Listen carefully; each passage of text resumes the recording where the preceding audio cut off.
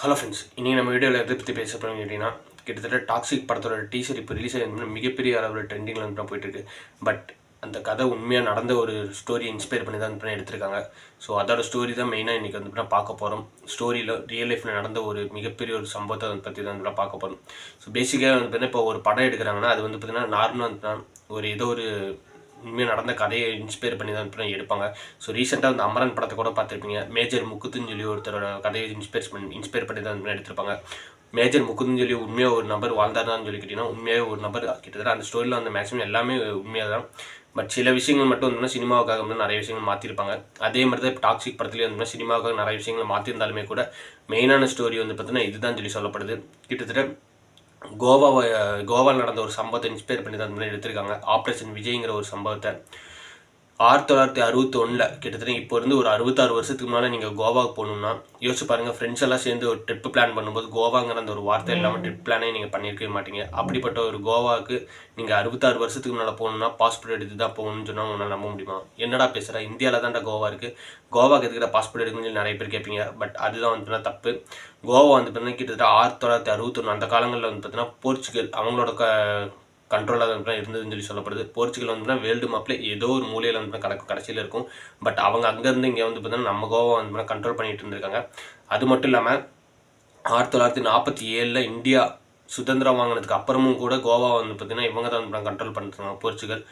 அதுவும் அப்படியே போயிட்டு இருக்கும்போது வந்துன்னா கோவாவுக்கு வந்து பார்த்திங்கன்னா கிட்டத்தட்ட அங்கே இருக்கிற மக்கள் எல்லாருமே, கோவாவில் இருக்கிற மக்கள் எல்லாருமே என்ன சொல்கிறாங்கன்னு சொல்லிங்கன்னா, நாங்கள் வந்து இந்தியாவோட எங்கள் கோவா சேர்த்திக்கோங்கன்னு சொல்லிட்டு அங்கே இருக்கிற மக்கள் மிகப்பெரிய அளவில் போராட்டத்தையும் வந்து பண்ணுறாங்க. இப்படியே போயிட்டு இருக்கும்போது என்ன ஆகுதுன்னு சொல்லிங்கன்னா 1961 நவம்பரில் வந்து பார்த்திங்கன்னா அங்கே ஒரு கொச்சியை சேர்ந்த ஒரு பேசஞ்சர் போட், அதாவது பயணிகளோட ஒரு போட்டு ஒன்று போயிட்டு இருக்கும்போது வந்து பார்த்திங்கன்னா அங்கேருந்து போர்ச்சுகல் ஆர்மி என்ன பண்ணியிருக்காங்கன்னு சொல்லிங்கன்னா அந்த போட்டை வந்து பார்த்தீங்கன்னா தாறுமாறாக வந்து சுட்டு பொசுக்கியிருக்காங்க. இதில் பல பேர் நம்ம இந்தியாவை சேர்ந்த பல பேர் வந்து இறந்து போயிருக்காங்கன்னு சொல்லி சொல்லப்படுது. அதில் மிகப்பெரிய டென்ஷன் ஆகிட்டாங்க நம்ம இந்தியன் கவர்மெண்ட்டு. அதுக்கப்புறம் தான் என்ன பண்ணாங்கன்னு சொல்லிக்கிட்டிங்கன்னா 1961 டிசம்பர் யோசிச்சு பாருங்கள், வெறும் 36 மணி நேரத்தில் 18ஆம் தேதி 19ஆம் தேதி சேர்த்து வெறும் 36 மணி நேரத்தில் அந்த கோவாவை சுற்றி இருக்க அந்த கடலை சுற்றிலையும் நம்ம இந்தியாவோட கப்பல் படையை வந்து ஃபுல்லாக இறக்கிட்டாங்க. ஏன்னு சொல்லி கேட்டிங்கன்னா கடல் வழியாக தான் கோவாவுக்கு வந்து போர்ச்சுகல்லேருந்து நிறைய ஆயுதங்களை வந்து சப்ளை பண்ணியிருக்காங்க. அந்த வழியாக வர எல்லா கப்பலையும் வந்து ஃபஸ்ட்டு வந்து அட்டாக் பண்ணியிருக்காங்க.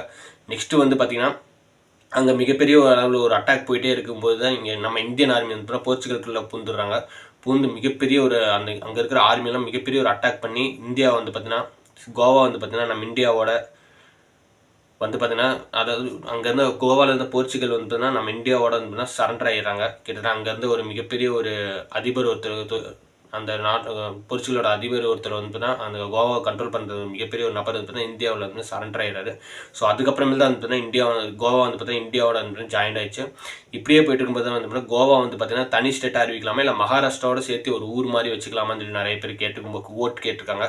அந்த ஓட்டில் வந்து பார்த்தீங்கன்னா கோவா வந்து பார்த்தீங்கன்னா தனி ஸ்டேட்டாக தான் இருக்குன்னு சொல்லி நிறைய பேர் சொன்னதுனாலே தான் வந்து பார்த்தீங்கன்னா அங்கே ஒரு வாஸ்கோடா காமாங்கிற அந்த தலைநகர் வந்து மிகப்பெரிய அளவில் ஒரு வணிகத்தை பண்ணிட்டு இருக்கு. ஸோ அதனாலேயே கோவா வந்து பார்த்தீங்கன்னா தனி ஸ்டேட்டாக தான் அறிவிக்கணும்னு சொல்லிட்டு அங்கே இருந்த ஊரில் நிறைய பேர் வந்து சொல்லியிருக்காங்க.